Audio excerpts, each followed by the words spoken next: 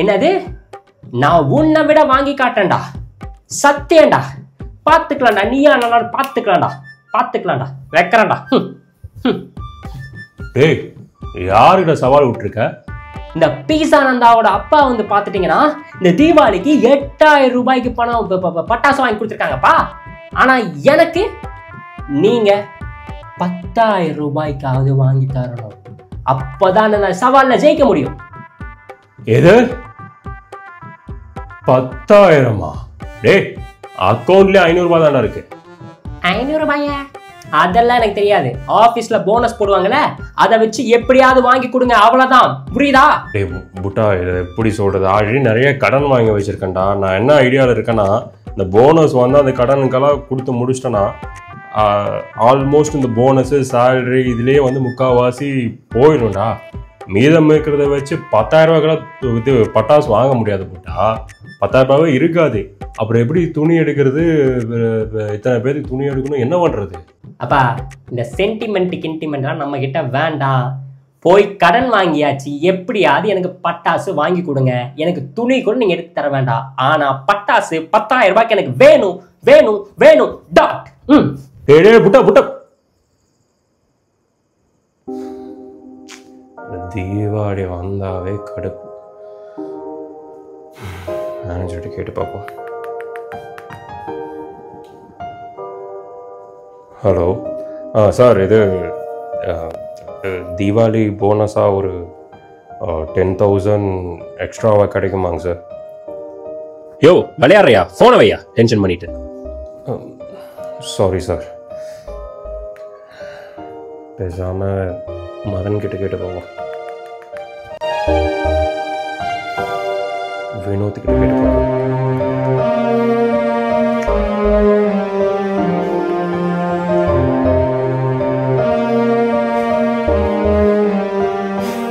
என்ன யாருமே இல்லைங்கிறானுங்க. அவனுங்க சொல்லியும் கூத்தமில்ல, தீபாவளி டைமு. இப்போ என்ன பண்ணுறது எனக்கு?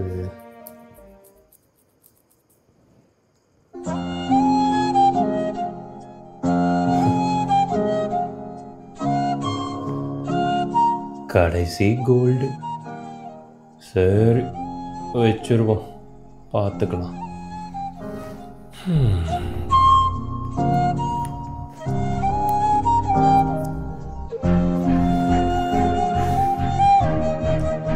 பிடிச்சவரிங்காச்சே, பரவாயில்ல, போய் அடமான வச்சுட்டு வருவோம்.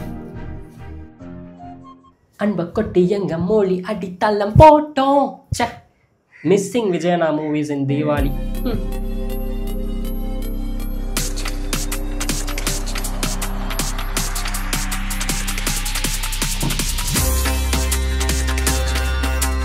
யார் சார் நீங்க? அப்பா பேங்க் வரைக்கும் போயிருக்காருங்க சார். நீங்க அது வரைக்கும் உட்காருங்க, வந்துடுவார். சரிங்களா? இல்லை, நான் உன்னை பார்க்க தான் வந்தேன். ஏன் கிட்டியா? எதுக்கு? ஆமாம், உங்கள் பேர் என்ன? அதெல்லாம் கடைசியில் நீயே தெரிஞ்சுக்குவேன்.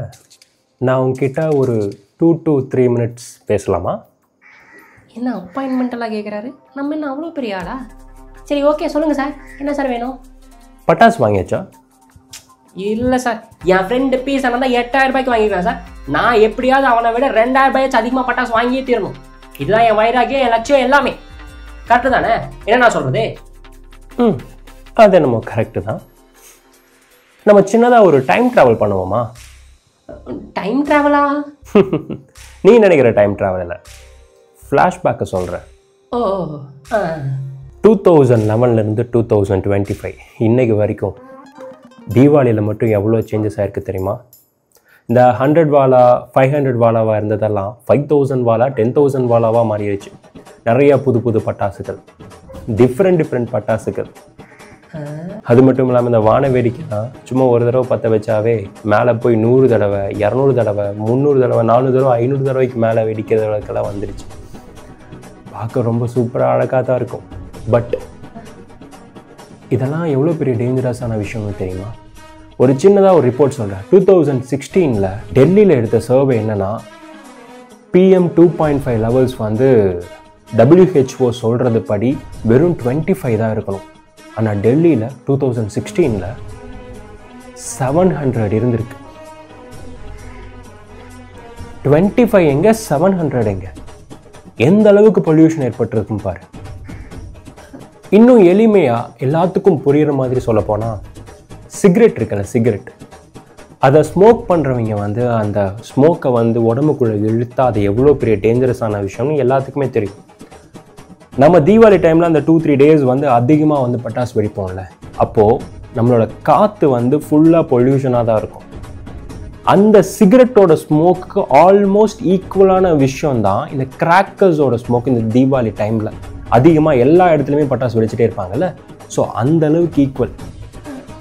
ஆல்மோஸ்ட் சிகரெட் ஸ்மோக்கை தான் வந்து பார்த்துட்டிங்கன்னா 2 வயசு 3 வயசு குழந்தைகள் ஆரம்பித்து பாட்டி தாத்தா வரைக்கும் சுவாசிச்சுக்கிட்டே இருக்காங்க. 2025 இந்த நிலைமைனா 2030 2040 எவ்வளோ டேஞ்சர். இதனால வந்து asthma patients, heart patients, nature, animals இதெல்லாம் பாதிப்படைகிறாங்க. இதுக்கும் மேலே வந்து அதிகமாக பாதிப்படைகிறது உங்களை மாதிரி மிடில் கிளாஸ் தான். கையில் காசே இருக்காது, ஆல்ரெடி EMI லோன் அவ்வளோ போய்கிட்டு இருக்கும். இருந்தாலும் இந்த தீபாவளி வந்து கொண்டாடணும் அப்படிங்கிறதுக்காக கடன் வாங்கி இருக்கிற நகையெல்லாம் அடமானம் வச்சு தீபாவளியை கொண்டாடுவாங்க. இப்போ ஒன்று நடக்குது பார்த்தியா, அது மாதிரி தான். நீங்கள் நிறைய பேர் தப்பாக புரிஞ்சுக்குது என்ன தெரியுமா, தீபாவளியில் பட்டாசு வெடிக்கிறதெல்லாம் இந்தியன் கல்ச்சர்னு நினச்சிக்கிட்டு இருக்காங்க. இல்லை, பட்டாசு வெடிக்கிறது இந்தியன் கல்ச்சரே கிடையாது. நரகாசுரனை வந்து கிருஷ்ணர் கொன்னது தான் வந்து தீப ஒளி ஏற்றி கொண்டாடினாங்க. தீபாவளிங்கிறது வந்து கிராக்கர்ஸ் வெடித்து கொண்டாடுறது கிடையாது. கிராக்கர்ஸ் வந்து உருவாக்கப்பட்டது சைனாவில் 1400, 1900 தான் இந்தியாவிலேயே அது கொண்டு வந்தாங்க. ஸோ இந்தியன் கல்ச்சர் படி தீபாவளி வந்து தீப ஒளி ஏற்றி தான் கொண்டாடுவாங்க, கிராக்கர்ஸ் இல்லை. அது நம்ம உருவாக்கப்பட்டது தான். அதுக்காக நான் உங்களை வந்து கிராக்கர்ஸை வந்து வெடிக்கவே வேணாம்னு சொல்லலை, தாராளமாக வெடிங்க. பட் அளவா வெடிச்சிங்கன்னா உங்களுக்கு நல்லது, இயற்கைக்கு நல்லது, காசுக்கும் நல்லது, எல்லாத்துக்கும் நல்லது, அனிமல்ஸ்க்கும் நல்லது. புரியுதா? அவ்வளோதான் நான் சொல்ல வந்தது. அண்டு லாஸ்ட்டாக ஒன்று முடிஞ்சா நீங்கள் பட்டாசு வாங்குற காசை உங்கள் வீட்டு பக்கத்துலேயே நிறைய பேர் முடியாமலாம் இருப்பாங்கள்ல, காசு இல்லாமல், ரொம்ப வறுமையில், யாருமே இல்லாமலாம் இருப்பாங்கள்ல, அவங்களுக்கு துணியோ உணவோ கொடுத்து பாருங்கள். கொடுத்தா என்ன நடக்கும்னா, கொடுத்து பாருங்க, உங்களுக்கே தெரியும். அப்பாடா, நல்ல வேலை. டே விட்டா, கோல்டு விலை ஏறிடுச்சு விட்டா. கையில் போட்டுருந்தீங்க ஒரு 30,000 ரூபாய் கடை பண்ண வச்சிட்டேன். வா போலாம், வா பட்டாசு வாங்கிட்டு வா. பா, எனக்கு எவ்வளோக்குப்பா நீங்கள் பட்டாசு வாங்கி தர போகிறீங்க? நீ தானடா அந்த பீஸா நந்தா விட அதிகமாக வாங்கணும்னு சொன்னேன். 10,000 ரூபாய்க்கு பட்டாசு வாங்கணும்னு சொன்னேன். வா போலாம், வா, காசு இருக்கு. எனக்கு பட்டாசுக்கு பதிலாக வேற ஒன்று சொல்கிறேன், அதை பண்ணுவீங்களா நீங்கள்? என்னது? 10,000 ரூபாயில் ஒரு 1000 ரூபாவை எடுத்து கொஞ்சம் மரம் நட்டி வச்சுட்டு மீதம் இருக்கிற 9,000 ரூபாயில் முடியாதவங்களுக்கு கொஞ்சம் ட்ரெஸ் எடுத்து கொடுத்து பாக்கி காசில் ஏதோ நம்மளால் முடிஞ்ச கொஞ்சம் நல்ல சாப்பாடு அவங்களுக்கு கொடுக்கலாமாப்பா?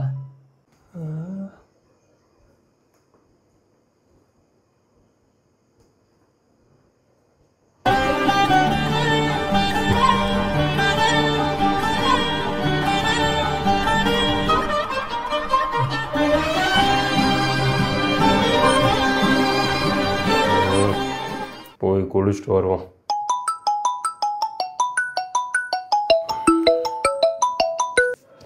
Hello, happy Deepavali Raghavan. Happy Deepavali sir. Raghavan, ஒரு ஹாப்பி நியூஸ். நம்ம கம்பெனியில் மொத்தம் ஒரு 10 எம்ப்ளாயிஸ்க்கு வந்து பார்த்துட்டிங்கன்னா 50,000 ருபீஸை வந்து தீபாவளி போனஸாக வந்து கொடுக்க சொல்லியிருக்காங்க. அதில் நீங்களும் ஷார்ட் லிஸ்ட் ஆகிருக்கீங்க. அக்கௌண்ட்டில் கிரெடிட் ஆயிடுச்சு, செக் பண்ணி பாருங்க. என்னது? ஒரு நிமிஷம் சார். ஆமாம் சார், 50,000 கிரெடிட் ஆயிருக்கு சார். சார் சார் சார் ரொம்ப நன்றிங்க சார், ரொம்ப நன்றிங்க sir. Have fun Raghavan. Sir ரொம்ப நன்றிங்க sir. Thank you sir, thank you sir, thank you sir. Yes, life is full of surprises and miracles.